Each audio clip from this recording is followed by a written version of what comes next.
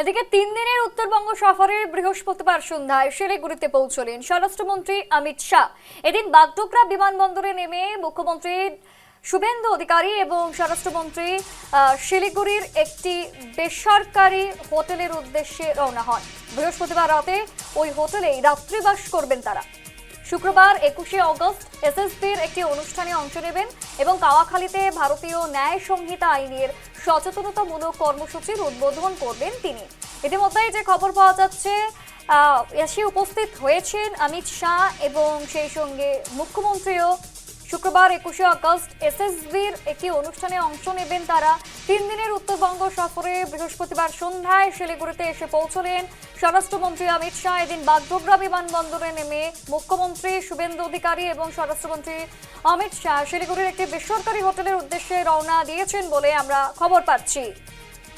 ঠিক কি কর্মসূচি রয়েছে উভয়ের আমরা জানবো। আমাদের সঙ্গে টেলিফোন লাইনে রয়েছে আমাদের প্রতিনিধি জয়দীপ। জয়দীপ, ঠিক কি কর্মসূচি রয়েছে?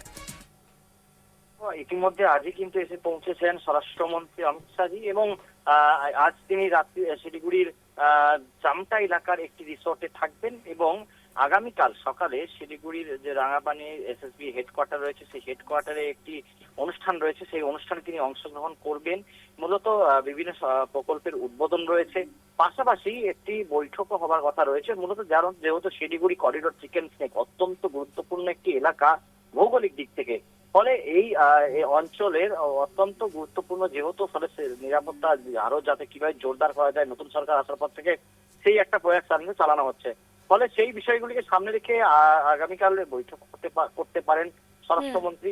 পাশাপাশি আগামীকাল দুপুর 3:30 নাগাদ কাওয়াখালী ময়দানে, সেখানে ভারতের ন্যায় সংহিতা যে ক্রিমিনাল ল রয়েছে, অর্থাৎ সেই আইন নিয়ে মানুষকে সচেতন করতে একটি কর্মশালার আয়োজন করা হয়েছে এবং 5 দিন ব্যাপী চলবে এই কর্মসূচি। মূলত এই আইনগুলো কি, মানুষকে সেই বিষয় নিয়ে সচেতন করা হবে এবং এই মানুষ যাতে এই আইনের কিভাবে বাঁচতে পারবেন এবং কিভাবে সুরক্ষা পাবেন সেই সমস্ত বিষয় নিয়ে মানুষকে সচেতন করা হবে।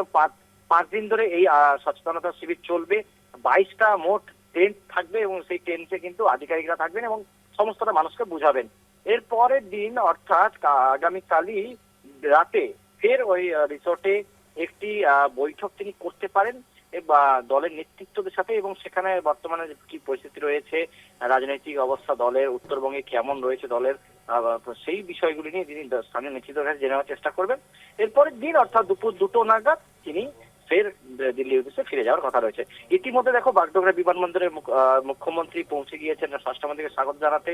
দার্জিলিং এর সাংসদ উপস্থিত ছিলেন, শিলিগুড়ির বিধায়ক, মাটিগাড় নকশালবাড়ির বিধায়ক, ফাঁসিদেওয়ার বিধায়ক এবং আরো বিজেপি নেতৃত্ব তারা উপস্থিত ছিলেন। সকলেই কিন্তু তাকে স্বাগত জানাবেন এবং ইতিমধ্যে তিনি মুখ্যমন্ত্রীর সাথে একই গাড়িতে। দেখো, কোথাও না কোথাও গিয়ে তো চিকেন স্নেক নিয়ে একটি নিরাপত্তা আরো জোরদার করা হচ্ছে, সেই আলোচনায় কি আরো গুরুতরভাবে হতে চলেছে? একদমই তাই। দেখো, যেহেতু এই অঞ্চলটা অত্যন্ত গুরুত্বপূর্ণ একটা অঞ্চল, কারণ দেখো তুমি এই অঞ্চলে শিলিগুড়ি করিডোরের চারপাশে দেখতে পাবে আন্তর্জাতিক সীমান্ত রয়েছে, ফলে স্বাভাবিকভাবে এই অঞ্চলটা অত্যন্ত গুরুত্বপূর্ণ এবং সংবেদনশীল একটা এলাকা। রাজ্যে যখন সরকারের পালা পরিবর্তন হলো তখন এই চিকেন স্নেককে কিভাবে আরো শক্তিশালী করা যায় তা কিন্তু জোর দিয়েছে বর্তমান সরকার। ইতিমধ্যে বিএসএফ কে জমি হস্তান্তরিত করা হয়েছে, কারণ যেই অঞ্চলগুলোতে সীমান্ত নেই, কাঁটাতার অর্থাৎ ঘেরা ছিল না, সেখানে কিন্তু সীমান্ত দেওয়ার কাজ ইতিমধ্যে শুরু হয়েছে। ফলে অবৈধভাবে যে অনুপ্রবেশ এবং চোরাচালান কারবার, নানা রকম অসামাজিক কারবার সীমান্তবর্তী এলাকায়, সেই ঘটনাগুলি কিভাবে রোখা যায় সেটা কিন্তু বর্তমান সরকারের প্রয়াস রয়েছে। তাছাড়াও যেহেতু এই অঞ্চলটা অত্যন্ত গুরুত্বপূর্ণ, কারণ দেখো এই শিলিগুড়ি করিডোরের মাধ্যমেই কিন্তু উত্তর পূর্ব ভারতের 7টি রাজ্য, 7 সিস্টার, তারা ভারতের মূল ভূখণ্ডের সঙ্গে যুক্ত এবং এই শিলিগুড়ি করিডোরের মধ্যে দিয়ে উত্তর পূর্ব ভারতের রেল যোগাযোগ ব্যবস্থা, সড়ক যোগাযোগ ব্যবস্থা সমস্তটাই নির্ভর করে রয়েছে। ফলে এই এলাকাটা কতটা সংবেদনশীল, কতটা গুরুত্বপূর্ণ স্বাভাবিকভাবে স্পষ্ট। তাই এই সমস্ত বিষয়কে মাথায় রেখে বর্তমানে রাজ্য আর কেন্দ্র যেহেতু ডবল ইঞ্জিন সরকার, এই অঞ্চলটাকে অর্থাৎ চিকেন স্নেক করিডোর, শিলিগুড়ি করিডোরকে আরো শক্তিশালী করতে তৎপর। ফলে আগামীকালের যে এসএসবির যে অনুষ্ঠান, সেখানে এই বিষয়গুলি নিয়ে একটা বৈঠক হতে পারে বলে প্রাথমিকভাবে মনে করা হচ্ছে। বেশ, ধন্যবাদ তোমাকে জয়দীপ। আগামীকালের দিকে আমাদের নজর থাকবে অবশ্যই, কেননা গুরুত্বপূর্ণ আলোচনা হতে চলেছে, গুরুত্বপূর্ণ তথ্য কিন্তু উঠে আসবে একেবারে এই সফরের পর, এমনটাই কিন্তু মনে করছে বিশেষজ্ঞ মহল।